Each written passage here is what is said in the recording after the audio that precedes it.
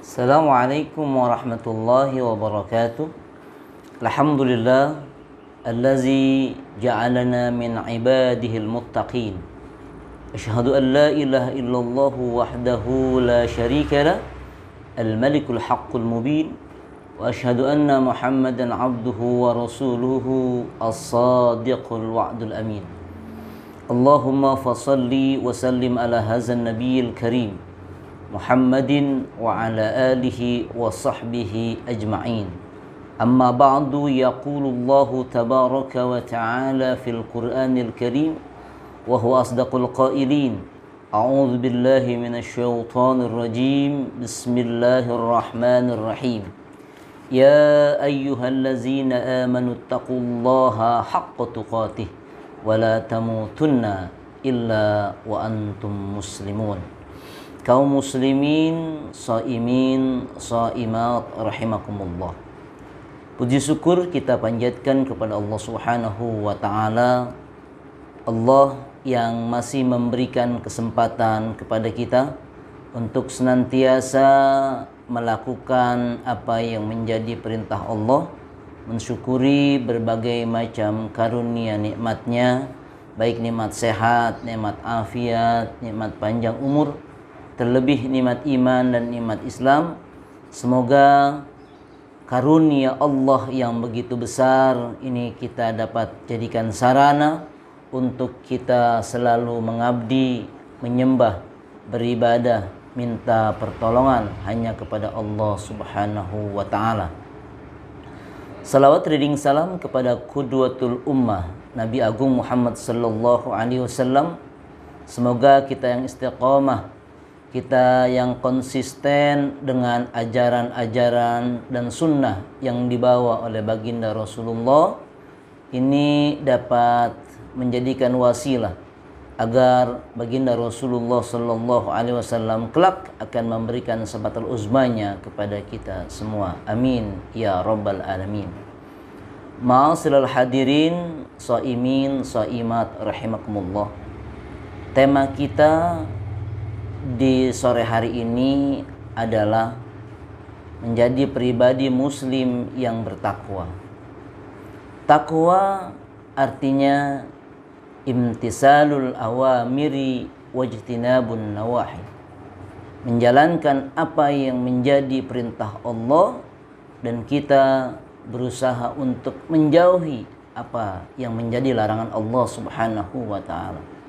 Ketika seseorang yang beriman menjadikan Al-Quran adalah hudan, petunjuk bagi mereka-mereka yang bertakwa, maka insya Allah hidupnya akan selamat baik di dunia maupun di akhirat kelak. Bagaimana kita menjadi seorang mukmin yang muttaqin, yang konsisten dengan apa yang sudah kita janjikan kepada Allah Subhanahu wa taala, bahwa kita akan kembali kepada Allah membawa keimanan. Ada 3 hal yang harus kita pertahankan, yang harus kita jalani secara konsisten sampai kita menghadap Allah Subhanahu wa taala kelak. Yang pertama adalah muahadah. Muahadah ini asal kata dari al-ahdu, yaitu janji. Allah Subhanahu wa taala berfirman, wa aufu bil ahdi innal ahda kana mas'ula. Tepatilah janjimu, sesungguhnya janji itu kelak akan dituntut. Kapan manusia berjanji kepada Allah Subhanahu wa taala tentang keyakinannya dan tentang keimanannya? Surat Al-A'raf ayat 172, Allah Subhanahu wa taala sudah menggambarkan bagaimana ketika dialog janin dengan Allah Subhanahu wa taala. Allah bertanya, alastu birabbikum, apakah aku adalah Tuhanmu? Qalu bala syahidna. Janin itu akan menjawab, ya, engkau adalah Tuhanku dan aku bersaksi bahwa engkau adalah Tuhan. tepat bunyi ayatnya adalah wa idz akhadha rabbuka min bani adama min zuhurihim zurriyatahum wa ashhaduhum ala anfusihim alastu bi rabbikum qalu bala syahidna. Inilah janji seorang manusia kepada Allah Subhanahu wa taala bahwa ia mengakui bahwa tiada Tuhan selain Allah yang patut disembah dan patut dimintai pertolongan. Ma'asyiral hadirin, kaum muslimin, shaimin, shaimah. Janji inilah yang harus kita pegang secara konsisten sampai kita menghadap Allah Subhanahu wa taala.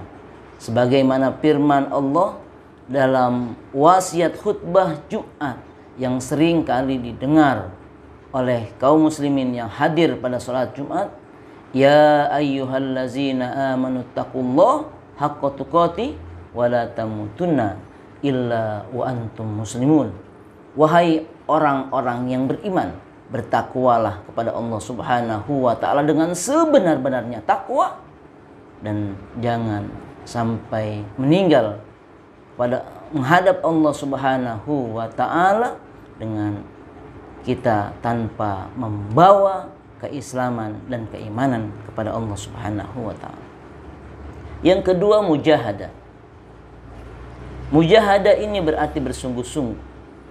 Bersungguh-sungguh dalam meyakinkan keimanan kita yang bukan hanya tasdiqun bil qalbi, iqrarun bil lisan, tapi juga al-amalu bil jawari. Keimanan bukan hanya diyakini dengan hati, diucapkan dengan mulut, tapi juga harus diaplikasikan dalam ibadah dan amal soleh. Karena amal soleh inilah yang akan kita bawa untuk menghadap Allah Subhanahu wa ta'ala. Surat Thaha ayat 74, Allah Subhanahu wa ta'ala berfirman, wa may ya'ti mu'minan qad amila shalihat faulaika lahumud darajatul ula. Orang yang kembali kepada Allah Subhanahu wa ta'ala dan ia telah menghabiskan waktunya untuk beramal baik selama hidupnya di dunia, maka Allah akan menempatkan tempat yang mulia di sisinya kelak ketika menghadap Allah Subhanahu wa ta'ala. Yang terakhir adalah muraqabah. Yakinlah bahwa setelah kita mengucapkan keimanan, beriman kepada Allah Subhanahu wa ta'ala, kita yakini dengan hati dan kita aplikasikan dalam ibadah, maka yakinlah bahwa segala perbuatan kita akan dipantau, diawasi oleh Allah Subhanahu wa ta'ala. Wa'lamu annallaha ya'lamu ma fi anfusikum fahzaruhu. Ketahuilah bahwa sesungguhnya Allah Subhanahu wa ta'ala akan mengetahui apa yang engkau lakukan, maka berhati-hatilah. Al-Baqarah 235. Semoga kita dapat menjadi pribadi muslim yang senantiasa bertakwa kepada Allah Subhanahu wa ta'ala, menjalankan segala perintah Allah, dan kita berusaha untuk menjauhi apa yang menjadi larangan Allah Subhanahu wa ta'ala. Semoga ini menjadi nilai baik, investasi terbaik kita ketika kita melakukan ibadah puasa sampai akhir kelak. Akhirnya, wallahu muwaffiq ila aqwamit thoriq. Assalamualaikum warahmatullahi wabarakatuh.